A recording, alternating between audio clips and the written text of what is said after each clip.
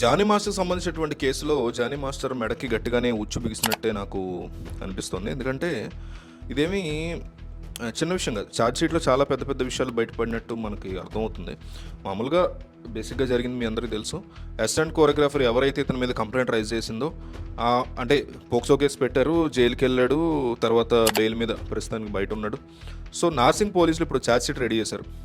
ఆ ఛార్జ్ షీట్‌ని మనం ఒకసారి గనక చెక్ చేస్తే ఓ రకంగా కంప్లీట్‌గా ఈ ఛార్జ్ షీట్ చూసిన తర్వాత మాత్రం కంప్లీట్ క్లోజ్ అయిపోద్ది అనిపిస్తుంది. ఎందుకంటే 2000 అప్పటి ఛార్జ్ షీట్ అది. 2019లో వీళ్ళు ఫోన్ చేస్తే అమ్మాయి వచ్చింది ఇతని దగ్గరికి.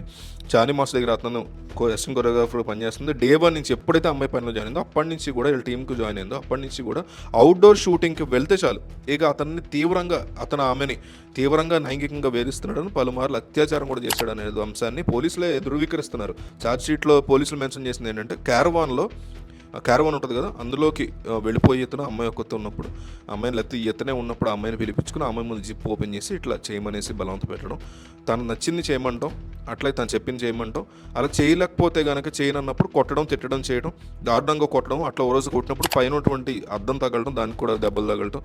ఆ తర్వాత ఏకంగా అమ్మాయి మణికంఠలో తన ఫ్లాట్లో ఉన్నప్పుడు ఏకంగా ఇతను ఆ ఫ్లైట్కి వెళ్ళిపోయి టైంలో వెళ్ళిపోయి నాకు తగ్గట్టుగా ఉండు, నాకు చెప్పింది చెయ్యి, నేను చెప్పింది నువ్వు వినాలన్నట్టుగా కూడా ఇవన్నీ అమ్మాయి రాసిన దీంట్లో ఉన్న ఎన్నోసార్లు లైంగిక దాడి, ఎన్నోసార్లు అత్యాచారం చేశాడనే దానికి లెక్కలేదన్నట్టుగా మెన్షన్ చేశారు. సో సింపుల్గా వీళ్ళు ఛార్జ్ షీట్లో చెప్తుంది ఏంటంటే జానీ అలియాస్ జానీ మాస్ అన్నబడేటువంటి వ్యక్తి తాను ఏదైతే చెప్పాడో, ఏదైతే చేయలేదు నాకేం సంబంధం లేదు అది ఇదని ఇతను చెప్తున్నాడు, ఇదంతా కూడా అబద్ధం. ఏ అమ్మాయి అయితే కంప్లైంట్ ఇచ్చింది అంతా మేము క్రాస్ చెక్ చేసాము, రీచెక్ చేసాము, అన్ని విషయాల్లో తెలియదు ఏంటంటే ఘోరాతి ఘోరంగా అతను వేధింపులకు పాల్పడ్డాడు, ఇతను వదిలే ప్రసక్తే లేదు, ఇతనికి శిక్ష వేయండి అన్నట్టుగా ఛార్జ్ షీట్లో క్లియర్ కట్గా ఉంది. సో చాలామంది అయితే గతంలో అల్లు అర్జునే ఉన్నాడు అమ్మాయి వెనకాల అని గతంలో జానీ మాస్టర్ యొక్క ఇష్యూ నడిచినప్పుడు చాలామంది అన్నారు అల్లు అర్జునే ఉన్నాడు దీని వెనకాల.